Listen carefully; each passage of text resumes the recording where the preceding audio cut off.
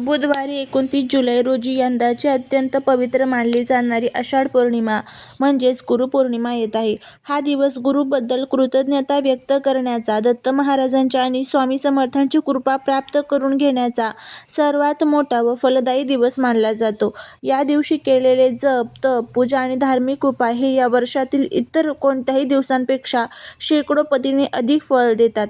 आजच्या या विशेष भागामध्ये आपण गुरुपौर्णिमेचा शुभ मुहूर्त, या दिवशी जुळून आलेले दुर्मिळ शुभयोग, श्री स्वामी समर्थ आणि दत्त महाराजांची पूजा कशी करावी, तसेच उंबराच्या झाडाचा एक अत्यंत सोपा पण अतिशय प्रभावी उपाय आणि असेच अनेक उपाय आपण या आजच्या व्हिडिओमध्ये पाहणार आहोत. त्यामुळे व्हिडिओ हा स्किप न करता शेवटपर्यंत पहा, जेणेकरून संपूर्ण माहिती तुम्हाला अगदी व्यवस्थितपणे मिळेल. कारण या एका उपायामुळे तुमच्या आयुष्यातील सर्व अडचणी दूर होऊन कुटुंबाची, पतीची आणि मुलांची प्रचंड प्रगती होऊ शकते. व्हिडिओ जर आवडला तर व्हिडिओला लाईक करा. चॅनलवरती नवीन असाल तर चॅनलला सबस्क्राईब करून कमेंटमध्ये श्री स्वामी समर्थ लिहायला अजिबात विसरू नका. गुरुपौर्णिमेचा म्हणजेच आषाढ पौर्णिमेचा दिवस तिथीनुसार अत्यंत महत्त्वाचा मानला जातो. यंदा बुधवारी 29 जुलै रोजी आषाढ पौर्णिमेचा प्रारंभ होत आहे. या दिवशी सूर्योदयाच्या वेळी पौर्णिमा तिथी विद्यमान असल्यामुळे संपूर्ण दिवसभर आणि रात्रभर पौर्णिमेचा पूर्वकाळ मानला जाईल. पौर्णिमा तिथीचा प्रारंभ हा 28 जुलैच्या उत्तर रात्री मध्यरात्रीनंतर होत असून 29 जुलै रोजी दिवसभर पौर्णिमा तिथीची व्याप्ती राहणार आहे. शास्त्रात सांगितल्याप्रमाणे ज्या दिवशी सूर्योदयाला पौर्णिमा तिथी असते तोच दिवस गुरुपौर्णिमेच्या पूजनासाठी आणि व्रतासाठी ग्राह्य धरला जातो. त्यामुळे 29 जुलै हाच दिवस गुरुपौर्णिमेचा मुख्य सण म्हणून साजरा केला जातो. या वर्षीच्या गुरुपौर्णिमेचे विशेष वैशिष्ट्य म्हणजे या दिवशी अनेक अत्यंत दुर्मिळ आणि शुभयोग तयार होत आहेत. या दिवशी सर्वार्थ सिद्धियोग, अमृत सिद्धियोग आणि प्रीतियोग यांचा सुंदर मिलाप घडून येत आहे. 29 जुलैच्या सकाळी सूर्योदयापासून ते दुपारी 12:30 वाजेपर्यंत हा काळ पूजा, अभिषेक आणि उपायांसाठी अत्यंत फलदायी मानला जात आहे. सकाळी 8 ते 10:30 आणि दुपारी 12 ते 1:30 हा काळ स्वामींच्या पूजेसाठी व औदुंबर पूजनासाठी अत्यंत सर्वोत्तम मानला गेला आहे. शास्त्रानुसार सर्वार्थ सिद्धियोगामध्ये केलेल्या कोणत्याही धार्मिक कार्याचे किंवा उपायांचे फळ कधीही निष्फळ ठरत नाही. त्यामुळे या मुहूर्तावर तुम्ही जो काही संकल्प कराल तो स्वामींच्या कृपेने नक्की पूर्ण होईल. आषाढ पौर्णिमेला गुरुपौर्णिमा का म्हणतात तर या दिवशी महर्षी वेदव्यास यांचा जन्म झाला होता.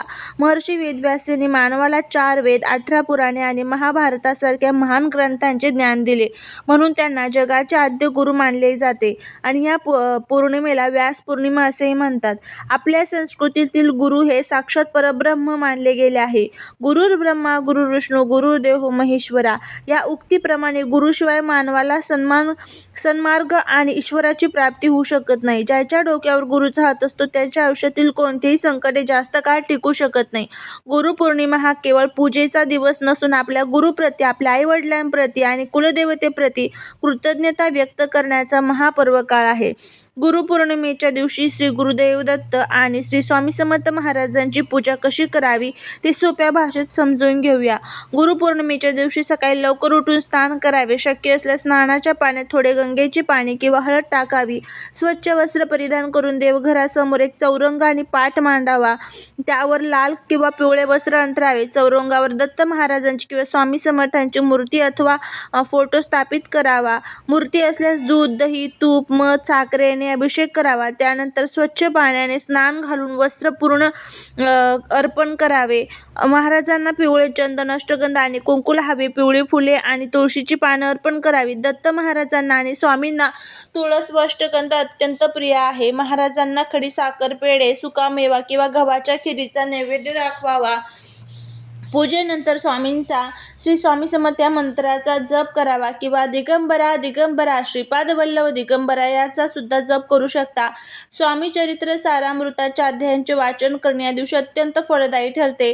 शास्त्रामध्ये आणि गुरुचरित्रात उंबराच्या झाडाला अत्यंत पवित्र आणि साक्षात श्री गुरूंचा वास असणारे वृक्ष मानले गेले आहे. असे म्हटले जाते की औदुंबराच्या मुळाशी साक्षात श्री दत्त महाराज आणि नृसिंह सरस्वती आणि श्री स्वामी समर्थ महाराजांचा निवास असतो.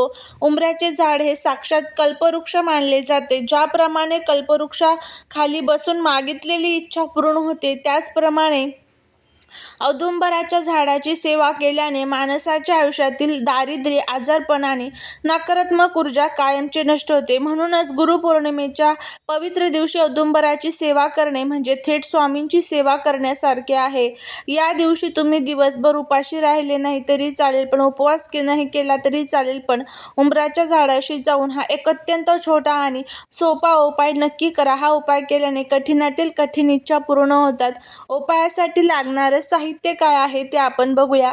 यासाठी तुम्हाला एक तांब्याच्या तांब्यामध्ये स्वच्छ पाणी घ्यायचं आहे, थोडीशी हळद व पिठी साखर घ्यायची आहे, 1 रुपयाचे नाणे आणि थोड्या अक्षता घ्यायच्या आहेत, गाईचे तूप आणि दिवा घ्यायचा आहे, गुळाचा छोटा कडा आणि गाईचे कच्चे दूध घ्यायचे आहे. आता उपाय कसा करावा बघा. हा उपाय गुरुपौर्णिमेच्या दिवशी सकाळी सूर्योदयानंतर किंवा संध्याकाळी प्रदोष काळात सूर्यास्ताच्या वेळी करावा. सर्वप्रथम उंबराच्या झाडाच्या मुळाशी तांब्याभर जल अर्पण हळूहळू करावे. जल अर्पण करताना ओम श्री गुरुदेव दत्ताय नमः किंवा श्री स्वामी समर्थ या मंत्राचा जप करावा. त्यानंतर उंबराच्या मुळाशी थोडीशी हळद आणि थोडा गूळ आणि कच्चे दूध अर्पण करावे. हळद ही समृद्धीचे आणि गुरुग्रहाचे प्रतीक आहे, तर गूळ आणि दूध हे लक्ष्मीचे प्रतीक आहे. उंबराच्या झाडाजवळ गाईच्या तुपाचा दिवा लावावा. दिव्याच्या ज्योतीकडे पाहत उंबराच्या झाडाला 7 किंवा 11 प्रदक्षिणा घालाव्यात. प्रदक्षिणा घालताना मनात आपल्या कुटुंबाच्या प्रगतीची, पतीच्या आयुष्यातील यशाची आणि मुलांच्या उज्ज्वल भविष्याची प्रार्थना करावी. उंबराच्या झाडाला हळद आणि गूळ अर्पण करूनही सेवा केल्यामुळे काय फळ मिळते, तर तुमची कोणतीही रखडलेली कामे असतील, कोर्ट कचेरीचे प्रश्न असतील किंवा व्यवसायातील अडचणी असतील तर त्या स्वामींच्या कृपेने त्यातील मार्ग मोकळे होतात.